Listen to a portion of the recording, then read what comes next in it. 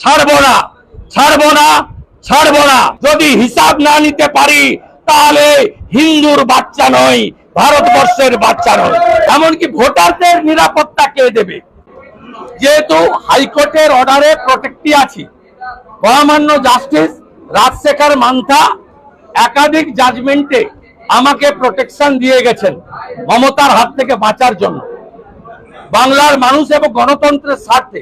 যেহেতু আমি leader of opposition, আমি আইনগতভাবে বারুইপুরের এসপি, বারুইপুরের আইসি এদের নামে সরাসরি আর ডিজিপি কে পার্টি করে আমি আমার আইনি লড়াই করব।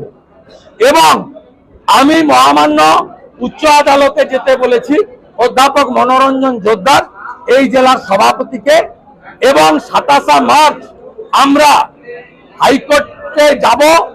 হাইকোর্ট যদি অনুমতি দেয় তা হাইকোর্টের দেওয়া গাইডলাইন মেনে আমরা হাজার হাজার কর্মী সমর্থক এনে বা আমাদের দক্ষিণ 24 পরগনার 4টে সাংগঠনিক জেলা এবং দক্ষিণ কলকাতা, এই 5টা সাংগঠনিক জেলা এবং দক্ষিণ 24 পরগনায় যারা মূলবাসী, অরিজিনাল দক্ষিণ 24 পরগনার মানুষ, যারা এখানকার দলিত সমাজের মানুষ, ফিশারম্যান কমিউনিটির মানুষ, সেই মানুষদেরকেও বলবো এটা লাস্ট লড়াই আমাদের।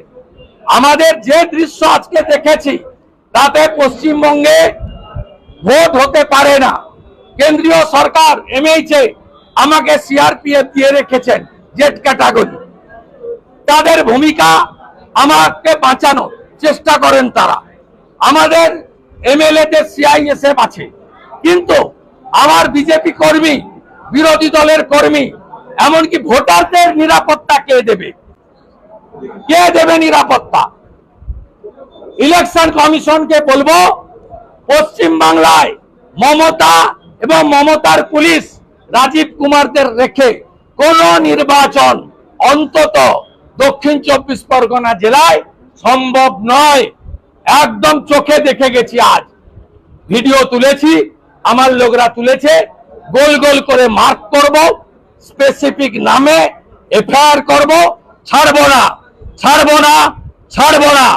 একদিন গোরখপুরে যোগীজিকেও আক্রান্ত হয়েছে, আমি তার সঙ্গে আমাদের এমএলএদের তুলনা করছি না। যোগীজিকে পার্লামেন্টে কাঁদতে হয়েছে, চোখের জল ফেলতে হয়েছে এই জিহাদি গুন্ডাদের জন্য।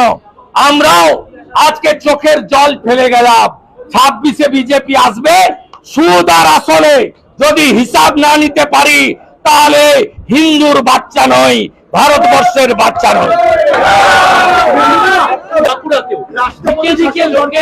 হিন্দু হিন্দু ভাই ভাই পোস্টা দিচ্ছে, কখনো করলে কখনো বাঁকুড়া, বাংলার মানুষরা বার্তা দিচ্ছে, কোনো বার্তা নেই। এই বার্তাতেই মহারাষ্ট্র, দিল্লি, হরিয়ানায় ভোট হচ্ছে। যোগীজি বলেছেন বাটেঙ্গে তো কাটেঙ্গে, মোদীজি বলেছেন এক রহেগে তো সেফ রহেগে।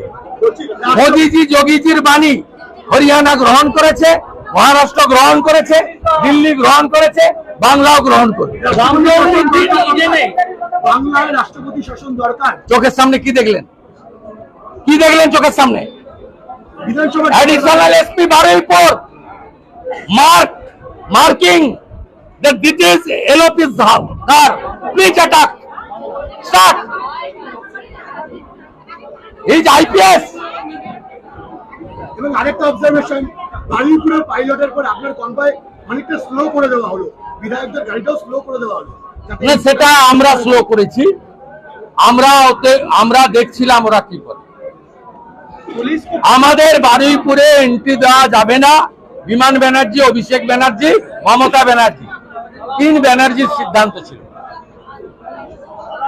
এবং আমাদের অনুমতি দিয়ে এখানে ট্র্যাপে ফেলা হয়েছে যাতে আমরা হাইকোর্টের মাধ্যমে আসতে না পারি।